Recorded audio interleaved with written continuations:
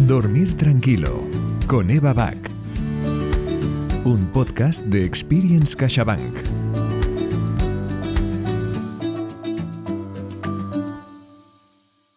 Bienvenidos a un nuevo capítulo de Disfrutar de la Vida, una iniciativa de Experience CaixaBank y Plataforma Editorial. Nuestra invitada de hoy es una amiga y autora, Eva Bach, licenciada en Ciencias de Educación por la Universidad de Barcelona, maestra, terapeuta, orientadora familiar, asesora pedagógica, formadora de formadores, pionera y promotora de la educación emocional en los ámbitos familiares y escolares en todo nuestro país, madre de 2 hijos, gran amiga y autora de libros maravillosos. Os digo 6 títulos maravillosos que tengo la fortuna de conocer, de editar, de haber leído. La asertividad, adolescentes, la belleza del sentir, educar para amar la vida entre otros, el divorcio que los une y cómo cuidar la salud emocional. Bienvenida. Muchas gracias, Jordi. Eva, eres una de las pioneras en introducir la educación emocional en el ámbito educativo. ¿Qué te llevó a abogar por la importancia de las emociones en la educación? Pues mira, hay un desencadenante profesional, pero los motivos de fondo son personales. El desencadenante profesional es que los años que estuve en la escuela como maestra me di cuenta de que había 2 grandes tipos de problemas. Por un lado, los que se pueden considerar naturales y propios de cada etapa de crecimiento, que son inevitables e incluso necesarios desde el punto de vista psicoevolutivo. Pero, por otro lado, había otro tipo de problemas que son fruto de la falta de capacidad adulta para dar respuestas adecuadas a esos problemas psicoevolutivos naturales. Entonces, la mayoría de problemas de este segundo grupo me di cuenta de que eran de naturaleza emocional y de que son evitables si los adultos tenemos competencia emocional. El hecho de no tenerla, pues hace que esos problemas naturales se acentúen, se compliquen y se cronifiquen. Pero como te decía, esto fue un motivo profesional, pero desencadenante, o sea, la raíz de fondo, la causa de fondo es personal, ¿no? En mi infancia y en mi adolescencia, en mi familia, acontecieron algunos hechos dolorosos, difíciles, que no se pudieron hablar porque no se hablaba. Entonces no teníamos los conocimientos que tenemos ahora sobre emociones. Me ocasionaron heridas internas que quedaron ahí. Y yo creo que estas heridas han sido lo que me llevó a trabajar para que los niños, niñas y adolescentes pues pudieran tener ese acompañamiento emocional que hace falta y que a muchos nos ha faltado, y a lo que me dedico es a darles a sus padres, madres y educadoras y educadores herramientas, orientaciones para que de sus corazones salgan gestos, salgan palabras, salgan acciones, salgan miradas que ayuden, que acompañen, que calmen todas esas heridas que a veces conlleva el vivir. Y te tengo que decir que lo hago agradecida y sintiéndome muy afortunada con mis mayores, con mis padres, con mis educadores, porque ellos sé que no lo hicieron porque tampoco lo hicieron con ellos y a veces su dolor era mayor, con lo cual nunca he sentido ningún deseo de culpar a lo que hicieron otros con nosotros porque no sabían hacerlo de otra forma. Entre pregunta y pregunta, Eva, introduciré alguna cortinilla maravillosa de las entrevistas que la gente te hace. Yo he tenido la suerte de acompañarte y de presenciar presentaciones tuyas, entrevistas que te han hecho, conferencias tuyas, y veo cómo te adoran las personas que adoran el conocimiento, que quieren aprender. Y te cito cuando tú dices, el saber sin sensibilidad no va a ninguna parte, y en eso nos falta mucho. Fin de la cita. Eva, vamos a la siguiente pregunta. En el pasado, la educación priorizaba la razón sobre la emoción siempre y el conocimiento sobre los sentimientos. Y tú sabes la importancia de la educación emocional y la has investigado, la has estudiado. ¿Cómo crees que esta perspectiva ha impactado en el pasado en el bienestar emocional de las personas? Pues ha impactado negativamente en el bienestar emocional de las personas y de las sociedades y la humanidad entera. Por un lado, Jordi, ha comportado que nos hayamos enfocado hacia afuera, hacia los estudios, los títulos, los diplomas, los logros, los bienes materiales, el éxito, la fama, el reconocimiento, el estatus, y se nos ha olvidado cuidar con el mismo esmero de nuestra casa interior, Pensábamos que la felicidad estaba en todo esto, y ¿qué ocurre? Pues que cuando alcanzamos todo esto nos damos cuenta de que no estaba ahí. Nuestra casa interior está fría, está solitaria, está descuidada, hay goteras, hacen acto de presencia, emociones ingratas, la frustración, la ansiedad, la depresión, ¿no? Que en estos momentos va en aumento. Y ahí se demuestra lo que tú decías, que muchos títulos y diplomas colgados en las paredes pues no garantiza una vida buena ni una buena vida. Y la neurociencia esto lo demostró en los años 90, que tener una mente privilegiada o una trayectoria académica brillante, pues si no tienes todo esto acompañado de una competencia, de una madurez emocional, tienes muchos números para tener una vida personal y social desastrosa. Y es así como dices, o sea, el conocimiento, la razón, el saber que son importantísimos, no lo vamos a negar en ningún momento, solo nos llevarán a buen puerto o a algo bueno si van acompañados de sensibilidad.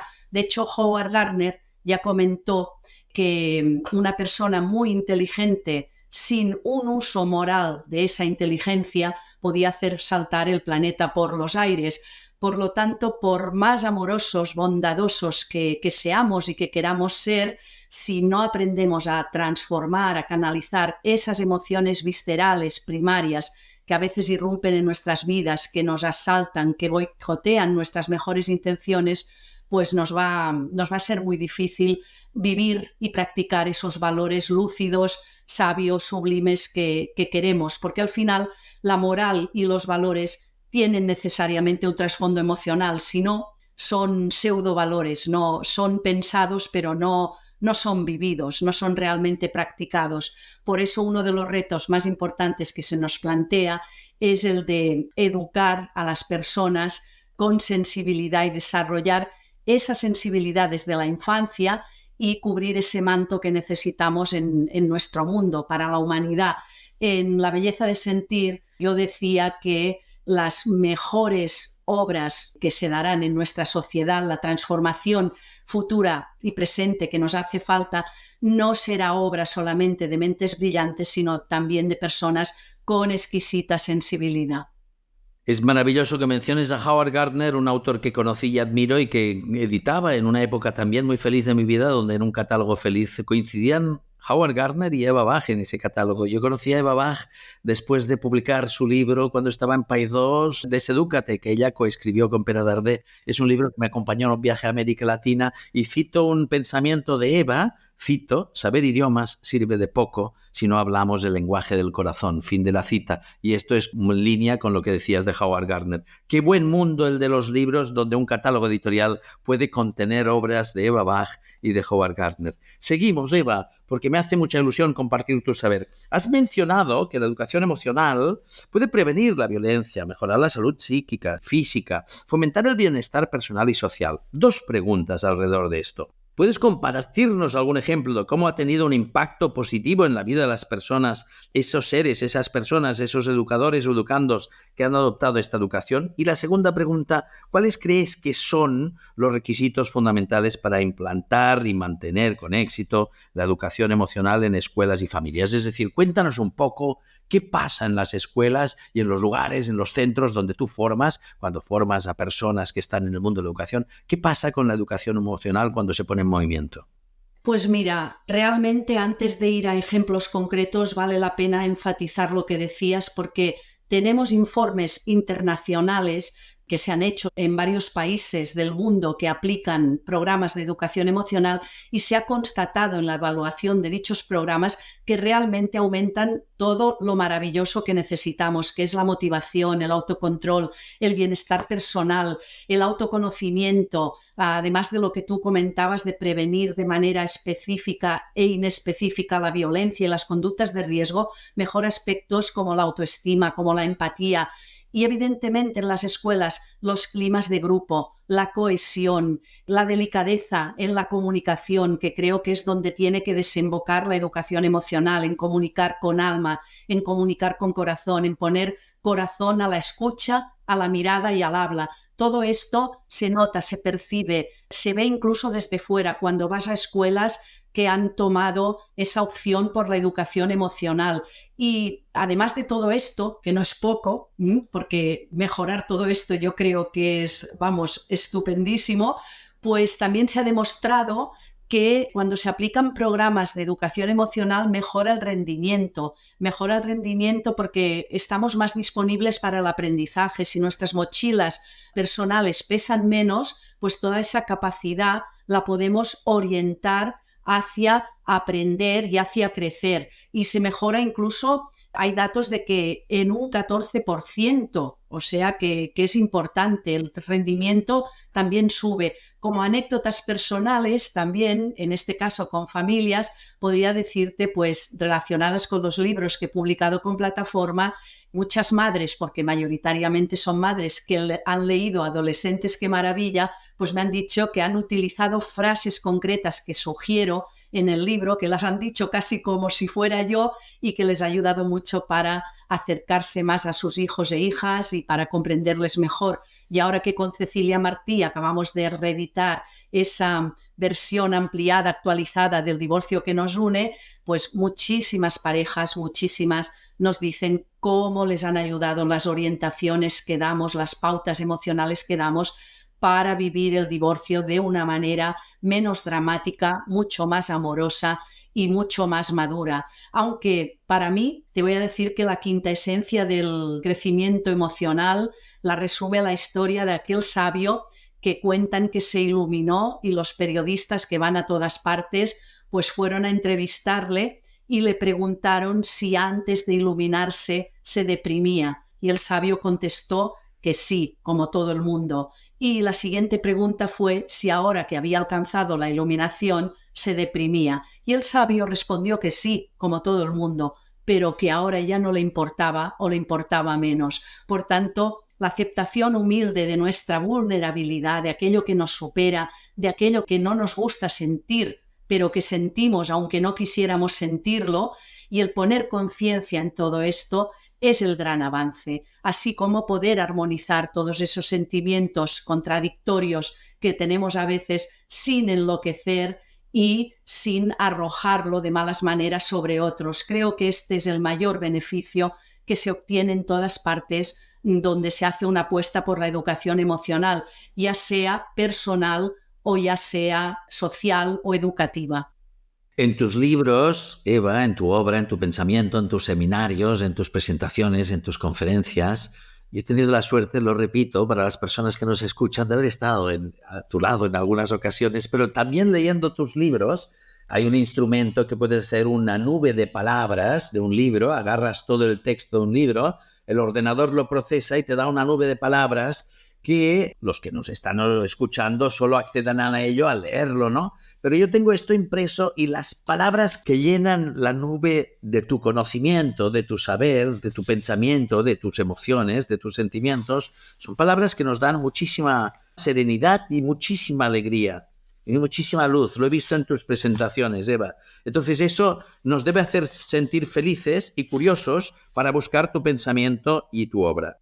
Hay un montón de preguntas que te podría formular, pero vayamos a una que las engloba todas. ¿Qué pasa si nos olvidamos de la educación emocional? ¿Qué pasa cuando vamos cortos de madurez emocional? ¿Cuáles son las cosas esenciales que te gustaría aconsejar a profesores y a maestros? Un poco como colofón de esta entrevista, para que luego las personas te busquen en tu página web y en tus obras publicadas y distribuidas y que te encuentren. ¿Qué nos estamos perdiendo si no atendemos la educación emocional? Pues nos estamos perdiendo todo lo que hemos dicho, todas esas competencias indispensables para la vida buena, para una buena vida, la afectividad, el ser capaces de dar y recibir afecto, la resiliencia, la autoestima, la empatía, la asertividad.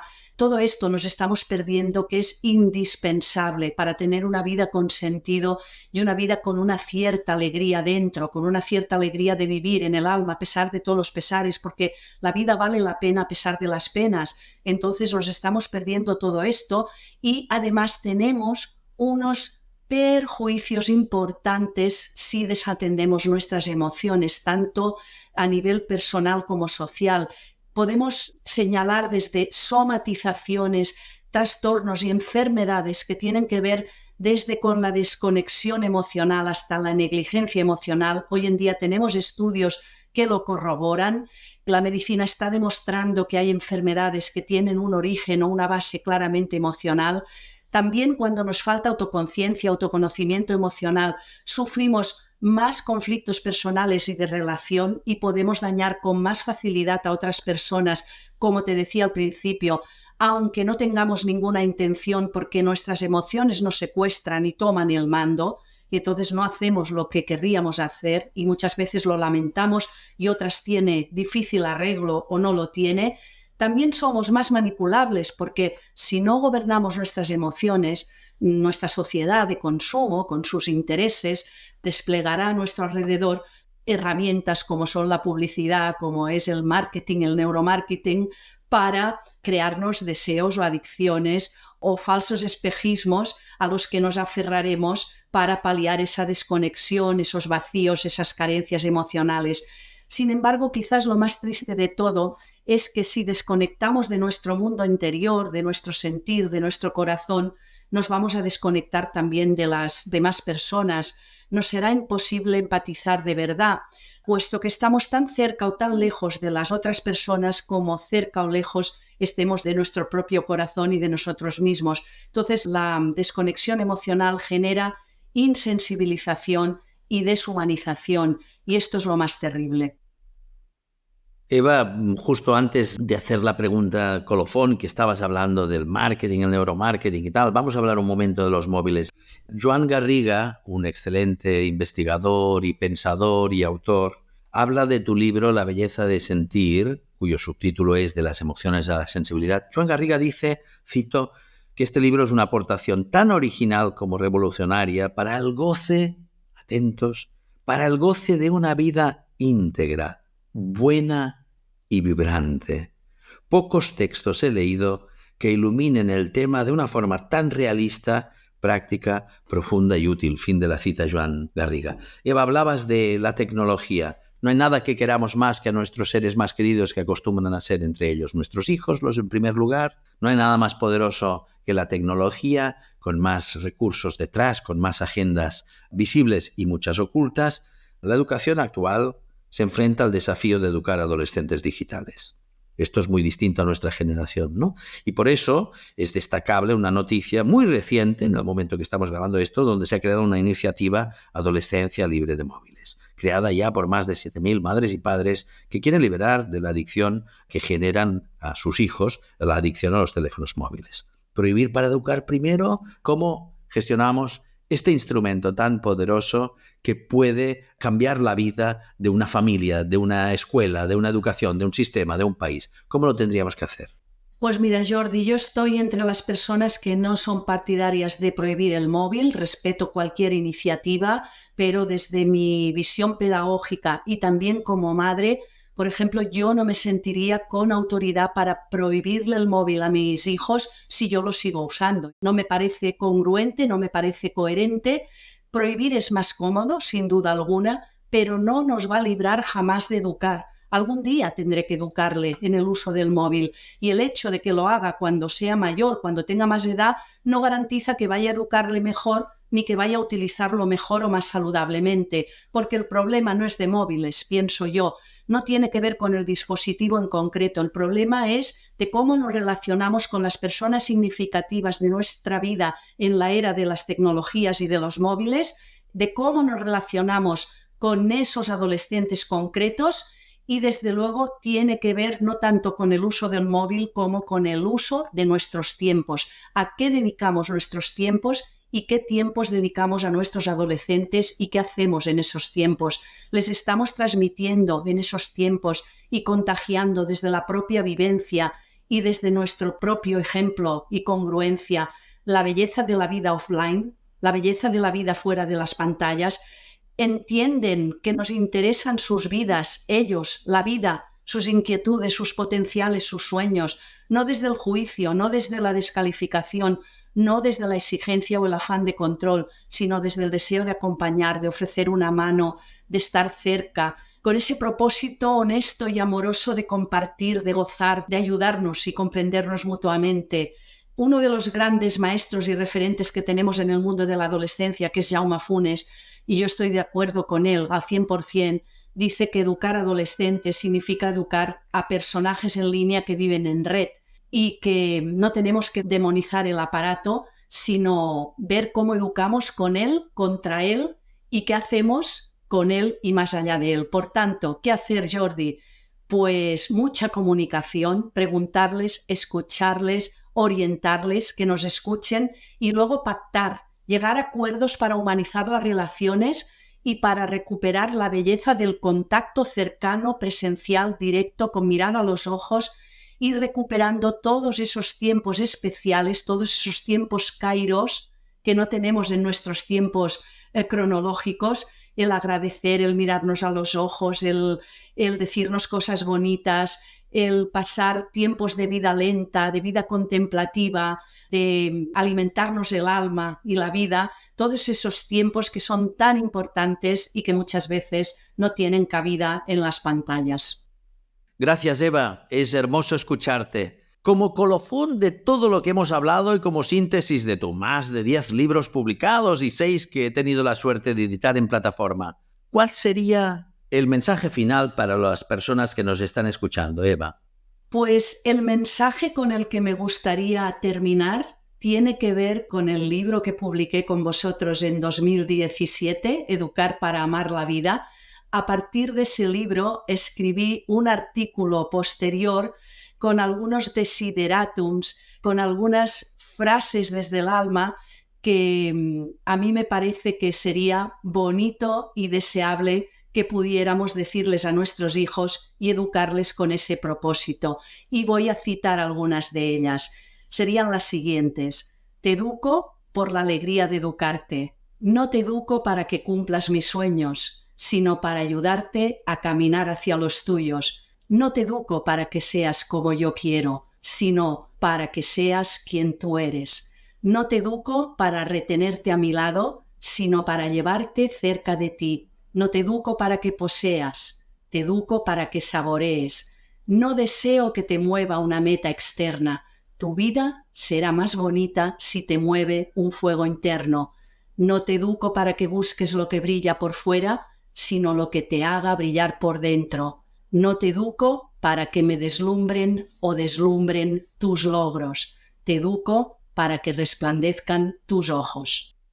Pues esta sería una vida completa. Qué bonito es la educación, porque en la educación se combina el futuro, el querer y el permitir. Como decía Erasmo, educación creo que era amor y perseverancia, y si encima descubrimos las emociones, qué suerte tenemos los que integramos este mundo. Gracias, Eva, por ayudarnos en Experience CaixaBank a todas las personas que queremos aprender, y gracias por el regalo de tu pensamiento, de tu obra. El resto de las personas te pueden encontrar, todos te podemos encontrar en tu página web evabach.cat. Gracias, Eva. Muchas gracias de corazón a vosotros, a ti y a Plataforma, Jordi. Síguenos en las redes sociales de Experience CaixaBank para disfrutar de un contenido que te hará la vida más fácil.